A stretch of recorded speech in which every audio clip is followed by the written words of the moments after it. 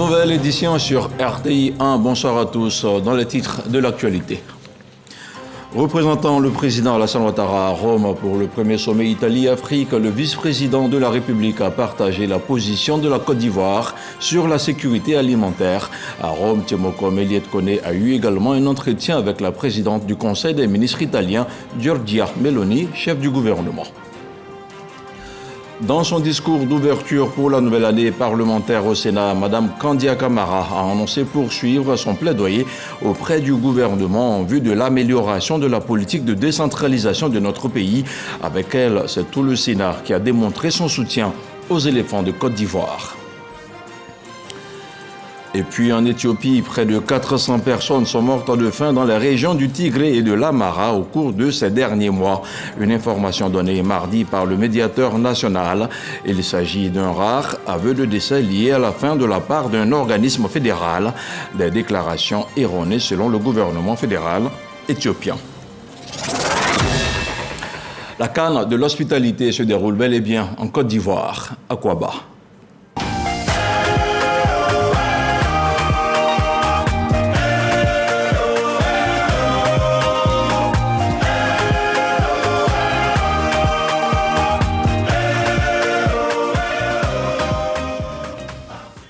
Je vous le disais il y a quelques instants, le vice-président de la République était en Italie, à Rome. Tiemoko Megliet-Koné a représenté le chef de l'État au sommet Italie-Afrique, le premier du genre. En marge des travaux, il a rencontré Giorgia Meloni. Il s'est aussi entretenu avec le patron de la société pétrolière Eni. Le point avec Viviane Aïma. Le renforcement des liens de coopération entre l'Italie et la Côte d'Ivoire dans le cadre du plan Mattei, qui est le nouveau plan d'investissement et de partenariat stratégique proposé par l'Italie à l'Afrique, et la question de l'émigration illégale des jeunes Africains vers l'Europe étaient au cœur des échanges que le vice-président de la République, Tiemoko Megliet, a eu avec la présidente du Conseil des ministres italien, Giorgia Meloni. La Côte d'Ivoire étant souvent indexée comme étant le pays d'origine de la majorité des migrants illégaux vers l'Europe, le vice-président de la République a saisi l'occasion pour lever l'équivoque et rétablir la vérité. Il a révélé que plus de 80% des jeunes clandestins se déclarant ivoiriens à l'arrivée sur les côtes italiennes ne le sont pas en réalité. Le vice-président de la République a expliqué que la plupart des migrants cherchent à transiter par la Côte d'Ivoire ou se prévalent de la nationalité ivoirienne dans l'espoir de jouir de certaines faveurs en cas de rapatriement. Il a toutefois rassuré la présidente du Conseil des ministres italien sur l'engagement du gouvernement ivoirien à lutter contre ce fléau par le renforcement des contrôles aux frontières ivoiriennes. S'agissant des nouvelles perspectives de coopération à travers le plan Mattei pour l'Afrique, le vice-président et la chef du gouvernement italien ont montré une convergence de vues sur la nécessité de densifier les partenariats et les investissements dans les divers secteurs porteurs de l'économie nationale. Les échanges que le vice-président de la République a eus avec le PDG de la société pétrolière Eni ont porté sur le développement du champ pétrolier Baleine au large des côtes ivoiriennes et entré en production depuis août 2023. J'ai confirmé au vice-président qu'on va démarrer la deuxième phase très rapidement à la fin 2024 avec 50 000 barils par jour de pétrole. En plus, il y a la production du gaz qui va augmenter pour la production d'électricité au pays. Donc, c'est vraiment quelque chose qu'on a fait. On a entamé à une vitesse très accélérée et qui continue très bien. On a parlé aussi des activités liées à la réduction de l'émission de les projets. Même, c'est le premier projet qu'on appelle Net Zero, donc avec une compensation, une réduction à zéro des émissions de CO2. C'est le projet Baleine. On a dit avec le vice-président, on est ensemble. Et ensemble, on est en train de progresser de façon très positive dans un pays très ouvert et très capable d'attirer l'investissement et de travailler avec l'investisseur. Au-delà de l'exploitation pétrolière du champ Baleine, le PDG de la société Eni a présenté au vice-président d'autres projets dans lesquels la société Eni investit en Côte d'Ivoire, notamment la production d'huile végétale à base de biomasse en tenant compte de la préservation du couvert forestier et des terres agricoles. Les sénateurs reprennent du service. Ce mercredi 31 janvier marquait l'ouverture de la première session ordinaire de l'année 2024. Le haut représentant du chef de l'État, Gilbert Kafana-Koné, et plusieurs présidents d'institutions ont pris part à cette cérémonie d'ouverture. On retrouve notre envoyé spécial à la Fondation, Félix Houphouët-Boigny de Yamoussoukro, Herman Guibé. La rentrée des classes pour le Sénat de Côte d'Ivoire, avec l'ouverture ce mercredi 31 janvier de la première session ordinaire de l'année 2024, en présence du haut représentant du président de la République, Gilbert Kafana-Koné, président d'institutions, ministres, gouverneurs et sénateurs, tous témoins du discours d'orientation donné par la présidente de l'institution, Kandia Camara. La première session du Sénat commence 7 jours ouvrables après celle de l'Assemblée nationale. Ce jour marque ainsi le début pour cette année 2024 de nos activités parlementaires. À cette occasion, la Chambre haute du Parlement voudrait, une fois de plus, témoigner à son Excellence, Monsieur le Président de la République, toute son admiration et sa très haute considération pour ses qualités intrinsèques d'homme de développement et d'homme de vision. Un discours d'orientation marqué par une phrase forte en rapport avec l'actualité du moment, la Coupe d'Afrique des Nations de football. La CAN 2023, c'est chez nous. Enjeu majeur pour la Côte d'Ivoire. Cet événement est sans aucun doute une vitrine du développement pour notre pays. Restons mobilisés pour faire de cette CAN non seulement une grande fête de la jeunesse, de l'hospitalité ivoirienne et de la fraternité africaine, mais également une opportunité d'accélération du processus de développement de notre pays. Mention spéciale de félicitations adressée au chef de l'État Alassane Ouattara pour avoir déployé la batterie nécessaire à l'organisation de cette prestigieuse compétition qu'est la Coupe d'Afrique des Nations de football. La présidente du Sénat, Kandia Camara, a des mots particuliers pour le haut représentant du président de la République, Gilbert Kafana-Koné. Monsieur le haut représentant du président de la République, votre présence constante aux côtés de notre Chambre, tant à l'occasion de nos travaux parlementaires que lors de nos séances solennelles d'ouverture et de clôture de session, constitue pour le Sénat un réel motif de satisfaction que je voudrais saluer à sa juste valeur. De grandes actions figurent au calendrier de l'institution pour 2024. Chers collègues, l'année 2024 s'annonce pour nous sous les meilleurs auspices.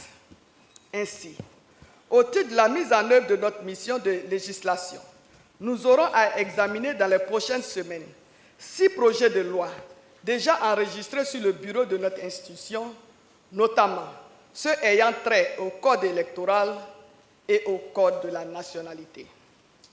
À l'instar des sessions précédentes, un intérêt tout particulier sera porté à la qualité de la loi. La modification de notre règlement, le 23 novembre 2023, conformément à l'article 93 de la Constitution, a instauré une commission permanente chargée de l'évaluation des politiques publiques.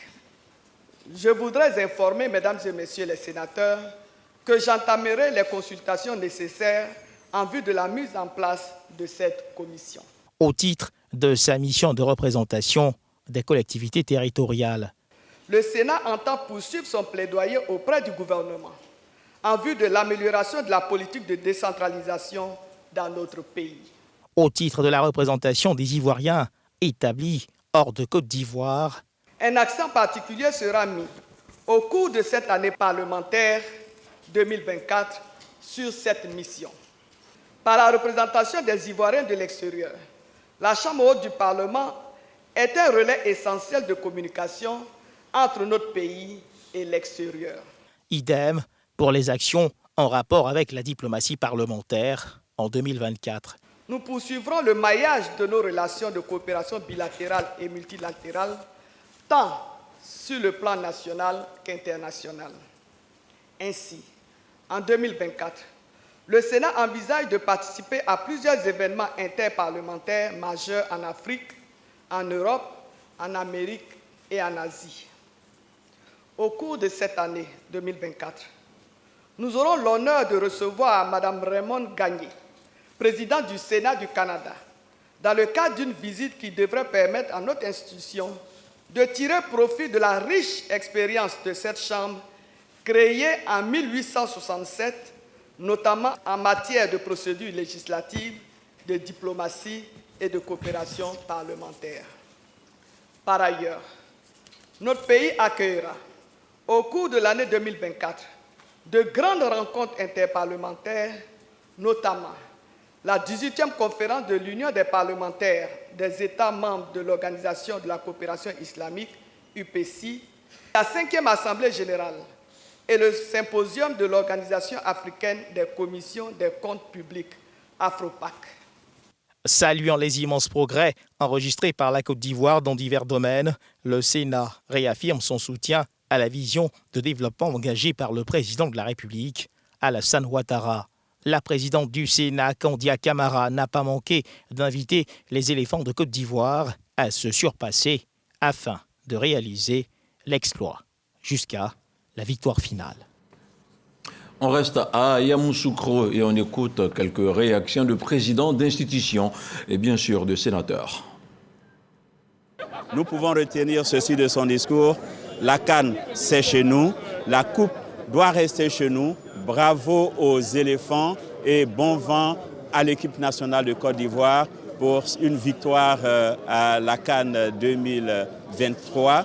Comme elle a dit, il ne reste plus que 3 étapes et nous sommes convaincus que les éléphants qui nous ont sortis de cette terrible douleur avec la défaite maintenant, les éléphants sont préparés pour nous amener à la victoire. Je voudrais à cette occasion la suivre et soutenir l'appel qu'elle a lancé dans le cadre du soutien de la population, on ne va dire des Ivoiriens, à nos éléphants pour que véritablement la victoire soit à nous et que la coupe reste en Côte d'Ivoire. Pour notre nouvelle législature, nous sommes prêts pour le travail et nous allons soutenir notre président pour aller au mieux. 6 projets de loi, la diplomatie parlementaire, la diaspora. Enfin, elle a touché la substance. Même les collectivités locales n'ont pas été oubliées. C'est ça l'essentiel pour nous. Ça veut dire qu'on est sur la bonne voie. Et nous sommes prêts à l'épauler, à faire notre rôle. Pour l'année à venir, il faudra renforcer la diplomatie et la coopération parlementaire internationale. Ensuite, organiser un grand forum pour la diaspora. Donc l'organisation de ce forum avec la diaspora est très importante. Nous aurons beaucoup de projets de loi à examiner, certainement des propositions de loi. Et nous allons le faire avec beaucoup d'attention, tant nous sommes conscients du rôle que nous jouons au service de la nation. Le Sénat a le droit maintenant de veiller à la construction et au renforcement de ces collectivités territoriales en jetant un regard scientifique, critique sur la gestion même des deniers publics donnés à ces collectivités territoriales pour que les populations des collectivités territoriales puissent en tirer profit. C'est un grand discours qui embrasse l'ensemble des préoccupations de la nation. C'est dire que le Sénat est prêt à jouer sa partition dans le développement de la nation. Bien entendu, nous nous battrons aussi dans le cadre de ce qu'elle a indiqué pour qu'il y ait des transferts effectifs et conséquents de moyens à ces collectivités territoriales pour bien jouer leur rôle. Nous prions Dieu que nous soyons à la mesure, à la hauteur, pour que ces textes soient analysés en tenant compte de l'intérêt de toute la population ivoirienne. Le Sénat va jouer son rôle pour contribuer à apporter le bonheur aux Ivoiriens, pour améliorer les lois qui sont extrêmement importantes pour la vie de la nation. Je retiens principalement la visite de la présidente du Sénat du Canada, avec qui nous aurons quand même des relations très fortes. La présidente du Sénat a dit que la diaspora ivoirienne sera une priorité pour le Sénat. L'évaluation des politiques publiques, qui est une nouvelle commission qui va vraiment apporter beaucoup dans l'accompagnement et dans la mise en œuvre des programmes gouvernementaux qu'on a à travers le plan national de développement qui est en train d'être mis en œuvre. à écouter le discours, n'est-ce pas, de la présidente, la Côte d'Ivoire marche.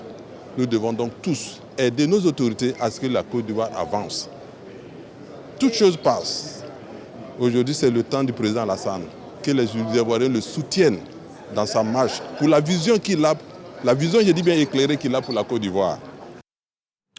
C'est donc l'ouverture de la première session 2024 de la Chambre haute du Parlement. Où étaient les sénateurs durant leurs vacances? Comment entrevoient-ils ce retour au travail? Des éléments de réponse avec Kader Sogodogo. Accolade, chaleureuse poignée de main, des symboles de retrouvailles heureuses pour les sénateurs. Ils reviennent de vacances. C'est la reprise avec la cérémonie solennelle d'ouverture de la première session ordinaire 2024. Ces vacances sénatoriales auront duré 1 mois. Une période durant laquelle chaque sénateur a profité pour faire œuvre utile. Pendant ces vacances, nous nous sommes approchés plus de la population. Parce que comme je l'ai dit, nous sommes une institution de proximité aussi. Et nous avons essayé de faire le rapport des travaux que nous avons eus en assemblée ici, à la population, pour que nous soyons en phase. Les vacances ont été très bonnes. D'abord au niveau de la santé, tout ça s'est bien passé. Et puis on est tombé dans la période de la compétition sportive. Et vous savez très bien que dans chaque région, on a mis en place un système qui englobe tout le monde et qui permet à tout le monde vraiment de s'amuser pleinement. Nous revenons des vacances. Je suis allé rendre visite à mes parents, à mes petits-enfants. Et nous avons été tous heureux de nous revoir et de nous dire des choses. Et je reviens là avec bonheur et avec joie rejoindre mes collègues pour participer à la vie active de notre pays. Fini donc le temps des vacances. Comment les sénateurs entrevoient-ils ce retour? Ce retour des vacances pour le groupe parlementaire va être placé vraiment sous l'auspice d'un travail. Nous prévoyons pour cette année, dans la matrice d'activité, la mise en place, le premier objectif à atteindre dans notre matrice vise donc au renforcement, à assurer effectivement la bonne gouvernance. Assurer par la bonne gouvernance suppose certaines actions. C'est l'objectif que nous avons, qui va se traduire par 3 actions essentielles, dont la première consistera donc, que si cela est déjà fait, c'est la mise en place du groupe parlementaire, qui est suivi effectivement de la mise en place d'un règlement intérieur adopté par tous, mais aussi la 3e action va nous conduire à ce que nous avions appelé l'élaboration d'un plan stratégique pour le groupe parlementaire. Comme la première législature, nous avons beaucoup travaillé et je pense que cette 2e législature s'annonce très bonne. Et nous sommes prêts, nous sommes en bonne santé, nous sommes venus pour prendre notre place. Nous sommes prêts à aborder le travail ainsi qu'à examiner tous les projets de loi qui nous seront soumis. Un seul point était à l'ordre du jour de cette cérémonie solennelle de rentrée. Le discours d'orientation de la présidente du Sénat, Kandia Kamisoko Kamara. Conformément à l'article 94 nouveau de la Constitution, cette première session court de janvier à juin 2024. La seconde s'ouvrira en octobre pour se refermer en décembre 2024. Bonne reprise, mesdames et messieurs les sénateurs. Toute la Côte d'Ivoire reste mobilisée derrière les éléphants.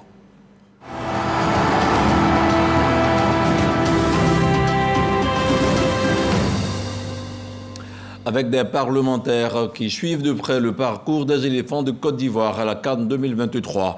La récente victoire de nos pachydermes face aux champions en titre de la dernière édition suscite chez eux beaucoup d'espoir.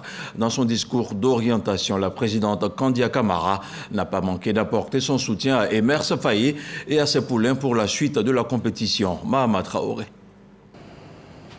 Avant l'ouverture des travaux de la première session 2024, les sénateurs décortiquent l'actualité des vacances parlementaires, celles liées notamment à la CAN 2023 qui se déroule en Côte d'Ivoire depuis le 13 janvier dernier. Moi, j'ai pratiquement fait plusieurs stades. J'ai été à San Pedro, j'ai été à Bouaké, j'ai été à Korogo, je serai encore à Bouaké.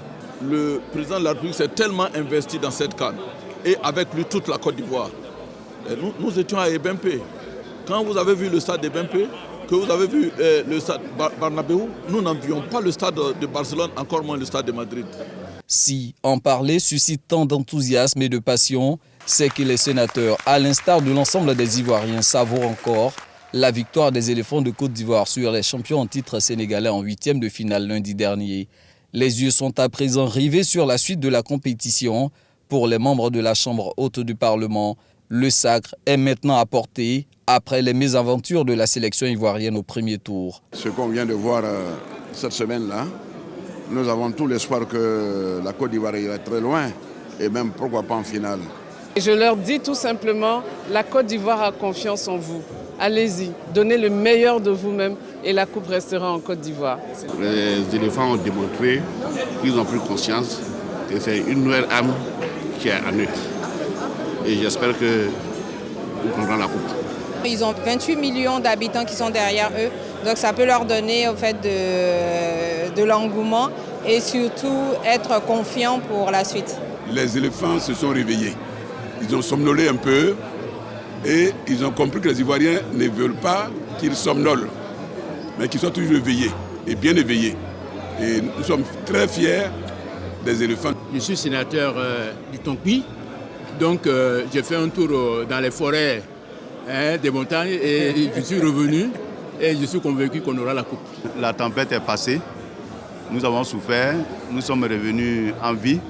Donc le jeu que nous avons vu pendant les 8e de finale ont rassuré tous les Ivoiriens. Donc je crois que tous nous devons nous mobiliser pour aborder les quarts de finale. Preuve que le succès des poulains d'Emers Faye à cette CAN préoccupe les sénateurs. Cette mention spéciale dans le discours d'orientation de la présidente du Sénat, Kandia Camara, par ailleurs présidente d'honneur du Comité national de soutien aux éléphants. Chers éléphants, la CAN c'est chez nous et le trophée doit rester chez nous.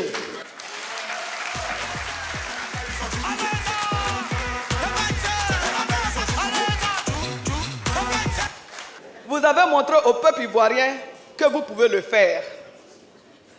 Faites-le pour le premier capitaine des éléphants, son Excellence M. Alassane Ouattara, président de la République.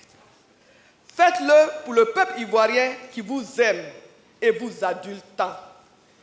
Faites-le pour vous-même, pour l'amour que vous avez pour votre patrie et pour la fierté que vous avez d'arborer le maillot national et de représenter la nation tout entière.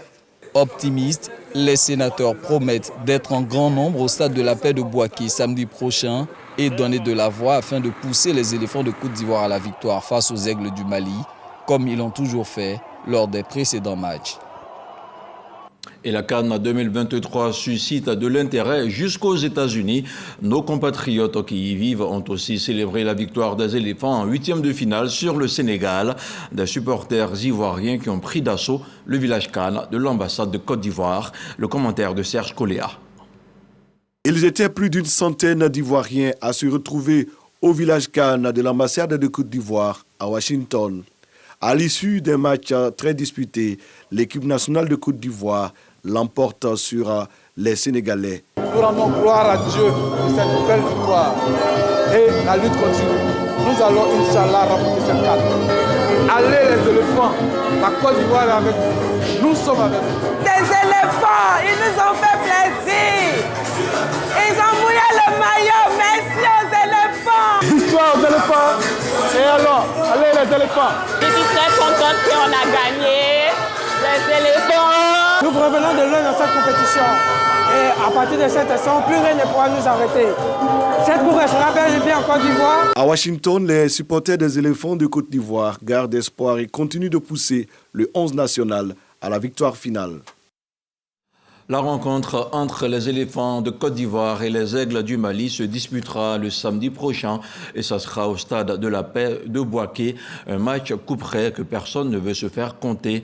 Suite à une fausse alerte, les lieux de vente des tickets ont déjà été pris d'assaut par la population. Face donc à la situation, le président du comité local de la CAN apporte des précisions. Un reportage de Boubacar Silla, Lorgoretti, avec le commentaire de Soro Corona. Il est 8h ce mercredi 31 janvier 2024 quand nous arrivons sur ce site de vente des tickets des quarts de finale de la Coupe d'Afrique des Nations de football.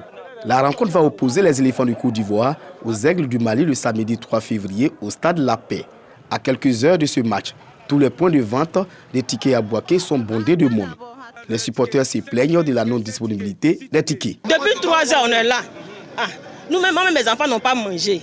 Ce que nous on demande là, de faire sortir les tickets, on va payer. On nous fait quoi? On nous vend le rêve. On dit quoi? Il y a des tickets. Et on arrive maintenant, il n'y a pas trop de tickets. Nous avons besoin des tickets. Ici, c'est Boaké, c'est comme Marseille. Quand nous sommes arrivés, il faut dire que le responsable ticket qui était dans le bureau, il nous a fait savoir qu'il a reçu un coup de fil de ses responsables Kokan, donc, qui disait d'arrêter la vente des tickets. Pourtant, ce n'est pas encore la date indiquée de vente des tickets. Le président du comité local d'organisation de la CAN donne la bonne information. On a déjà communiqué suffisamment là-dessus. Depuis avant-hier, ils ont commencé à prendre d'assaut les sites dédiés à la vente des tickets. On leur a expliqué qu'ils doivent attendre la fin de la seconde rencontre pour savoir contre qui la Côte d'Ivoire joue. Parce que vous remarquerez que sur les tickets, on met les équipes qui s'affrontent. On ne va pas quand même mettre un quart de finale pour dire Côte d'Ivoire contre X. Bon, le match contre le Mali est fini autour de 20h. La confection des tickets, c'est un processus informatique qui est mis en place pour faire ces tickets avec des codes barres. Demain, 1er février, à partir de 8h, allez dans les sites de vente de tickets, vous aurez vos tickets. Selon Kone Yaya, plusieurs moyens sont requis pour s'octroyer un ticket d'entrée au stade de la paix. 5 sites de vente de tickets physiques en plus de la vente en ligne. Il y a le ticket de 3 000, c'était la catégorie 3, le ticket qui était auparavant à 1 000 francs, qui passe à 3 000. Les 5 000, la catégorie 2 reste à 5 000. La catégorie 1 de 10 000 reste à 10 000. Maintenant, il y a les hospices qui passent de 100 000 à 130 000. Les tickets sont vendus jusqu'à vendredi soir.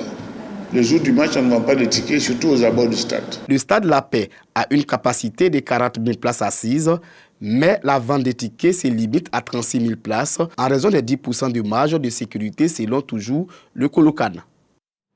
Autre chose à présent, les responsables des organisations syndicales signataires de la trêve sociale 2022-2027 étaient ce mercredi face à la ministre d'État de la fonction publique et de la modernisation de l'administration.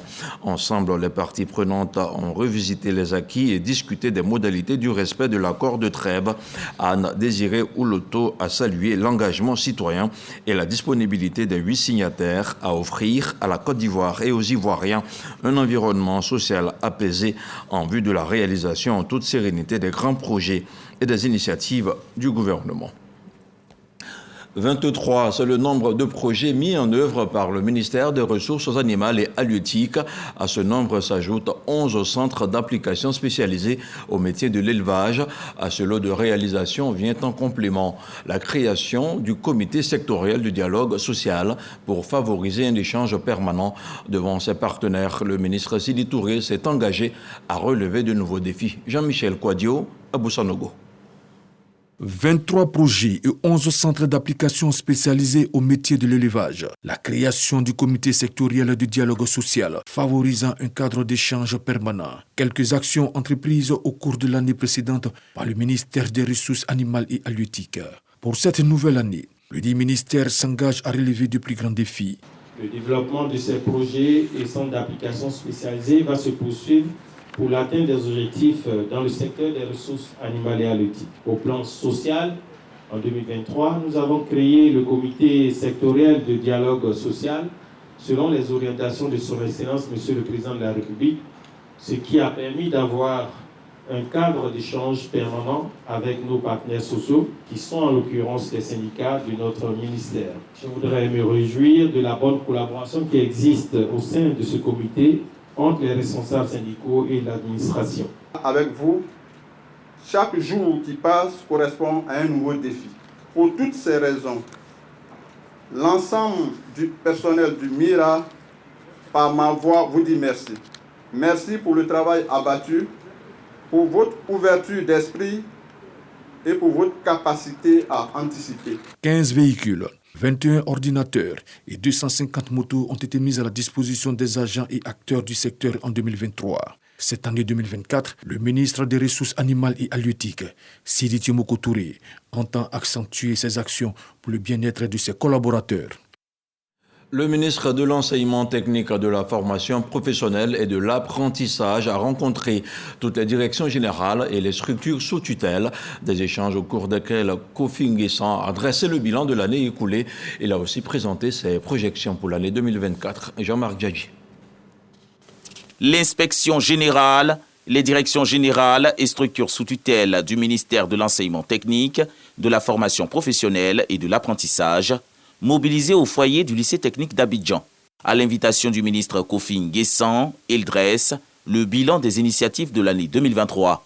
La rénovation de 10 programmes de formation, le recrutement et l'instruction de plus de 10 000 jeunes dans le cadre de l'école de la deuxième chance ont notamment été relevés par les acteurs du système de l'apprentissage. La création et l'ouverture d'une classe préparatoire option technologie et sciences industrielles au lycée technique d'Abidjan, établissant un tremplin pour nos élèves des lycées techniques vers des études supérieures et des carrières d'ingénieurs. En plus des révisions, le ministre Kofi Nguessan fait part des nouveaux défis. Il s'agit de redynamiser le partenariat avec le secteur productif, notamment le secteur privé, pour une plus grande implication des entreprises à divers niveaux. Le premier niveau, c'est la révision des programmes avec l'adoption de l'approche par compétences et la construction de centres de développement et de gestion des curricula. Une participation accrue des entreprises à la gouvernance des établissements avec l'adoption de nouveaux statuts pour les établissements. À l'issue de ces échanges, les acteurs clés du secteur de l'enseignement technique, de la formation professionnelle et de l'apprentissage se sont engagés à repenser leur stratégie de management. Sur un tout autre plan, le maire de la localité de Touba multiplie les actes de développement. Moussa Sanogo a initié récemment une série d'activités. Il a aussi procédé à des visites de chantier pour évaluer le programme d'assainissement de la ville de Touba. Le ministre du portefeuille du patrimoine, du portefeuille de l'État et des entreprises publiques a aussi offert un village Cannes au Toubaka, Léon Brou. Touba, chef-lieu de la région du Bafing. Plus de dépôts sauvages d'ordures dans la commune. Avant, les ordures étaient déjà partout dans le marché, tout l'hangar, tout était ordures. Pas lui, personne n'était ici les gens. Pas ici, on fait tout. Surtout quand il pleut, non. Tout là, ça devient bizarre. La boue, ça sent. Dieu merci, on a un mec qui s'occupe de la ville. Comme la salubrité, la modernisation de Touba pointe du nez avec des feux tricolores, des caméras de surveillance et l'aménagement de la voirie.